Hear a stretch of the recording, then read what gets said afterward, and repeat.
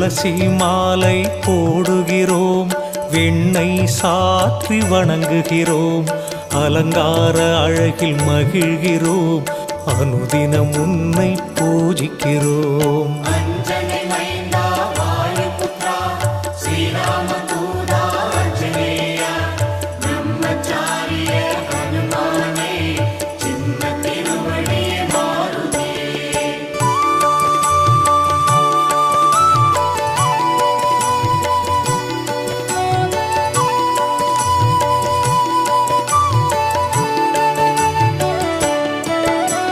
வாராவாரம் சனிக்கிழமை வணங்கி மகிழும் பக்தர்களை திருவருள் புரிந்து காக்கின்றாய், வேண்டுதல் யாவும் தீர்க்கின்றாய்.